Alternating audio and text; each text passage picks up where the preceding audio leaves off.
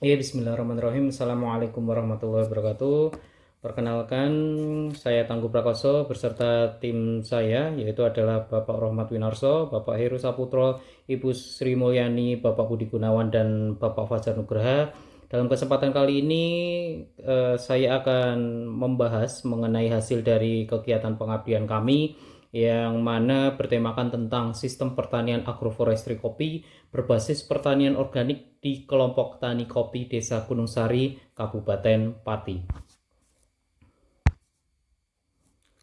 Pendahuluan yang kami angkat bahwasanya kebutuhan pangan meningkat sejalan dengan pertumbuhan dari populasi manusia. Khususnya untuk memenuhi kebutuhan pangan tersebut, maka akan ada dua jalan, yaitu yang pertama adalah intensifikasi pemanfaatan apa yang sudah dimiliki, kemudian yang berikutnya adalah ekstensifikasi, yaitu adalah perluasan lahan.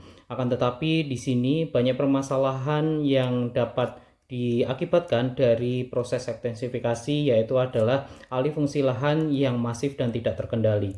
Sehingga salah satu untuk menanggulangi hal tersebut yaitu adalah dengan cara pemanfaatan sistem agroforestry, di mana kebanyakan di sini adalah lahan yang digunakan untuk ekstensifikasi merupakan lahan-lahan yang merupakan salah satunya adalah hutan masyarakat. Sehingga salah satu sistem agroforestry ini merupakan salah satu solusi yang dapat kita angkat atau kami angkat, bahwasanya digunakan sebagai salah satunya adalah budidaya tanaman kopi.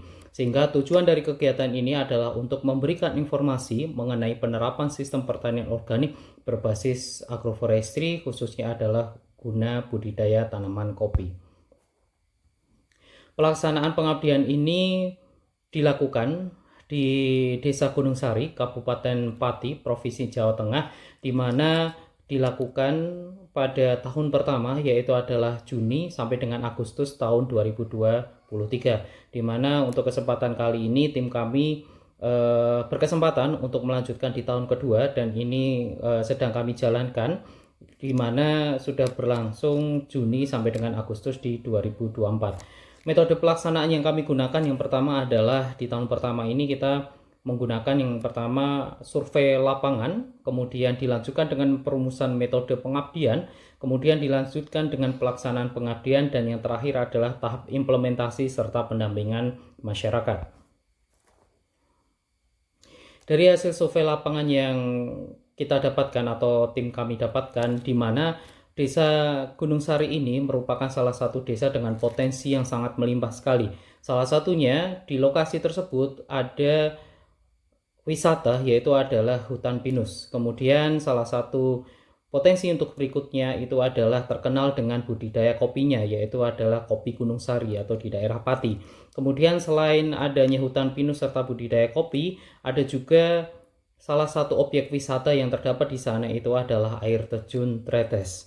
Nah, dari hasil survei lapangan yang kami dapatkan, permasalahan yang disampaikan oleh masyarakat sekitar yaitu adalah permasalahan yang pertama budidaya tanaman kopi, di mana tanaman kopi ini masih dibudidayakan dengan sistem monokultur dan belum sepenuhnya menggunakan sistem agroforestry.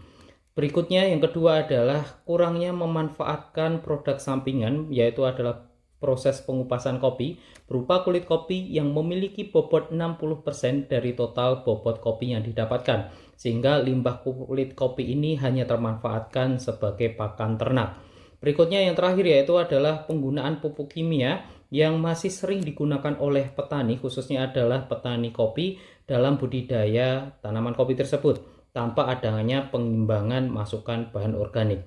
Oleh karena itu, dari hasil survei lapangan inilah kami merumuskan terkait dengan metode pengabdian yang akan kami laksanakan.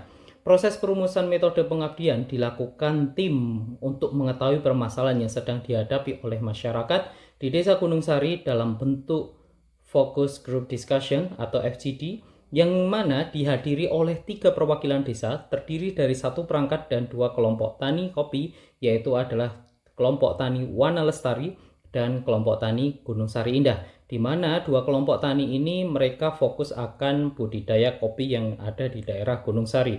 Kemudian dari hasil perumusan metode pengabdian dan FGD yang kami lakukan, ada 3 hasil yang kami dapatkan, di mana Metode pengabdian yang akan kita lakukan yaitu adalah dengan ceramah.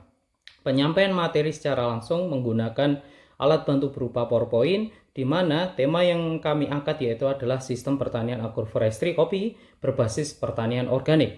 Kemudian yang berikutnya setelah kegiatan ceramah, maka akan ada kegiatan lanjutan berupa adalah implementasi dari tema yang kami jelaskan pada proses diskusi tersebut, yaitu adalah pemberian bantuan bibit berupa bibit kopi, bibit manggis, serta bibit sengon.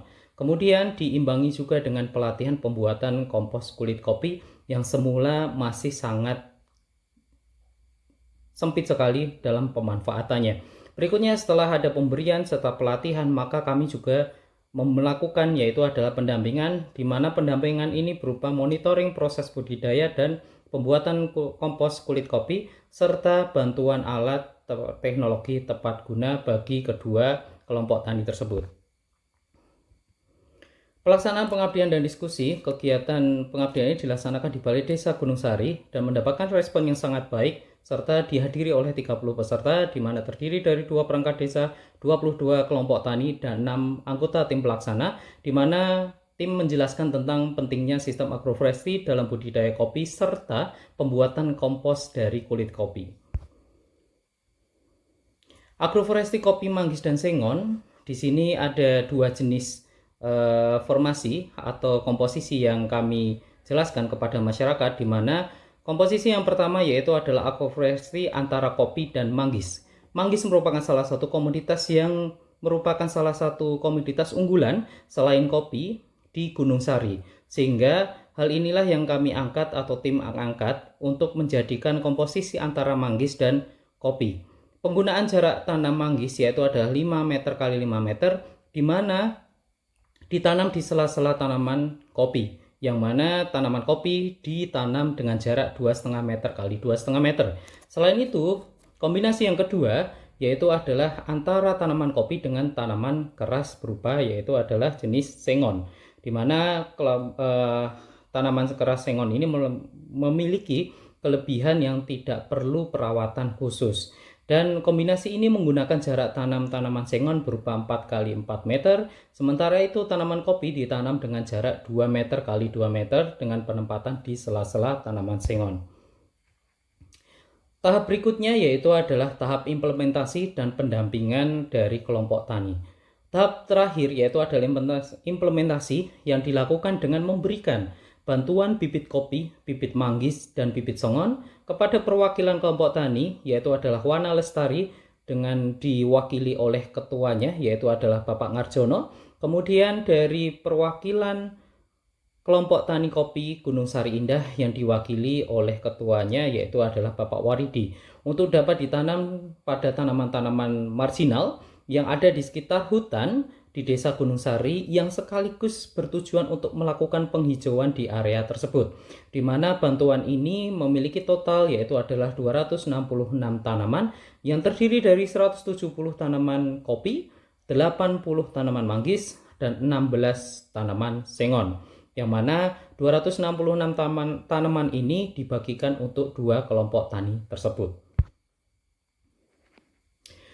Yang terakhir yaitu adalah tim kami akhirnya memutuskan untuk memberikan bantuan berupa teknologi tepat guna yang mana terdiri dari mesin pengayak pupuk dan penghalus kulit kopi.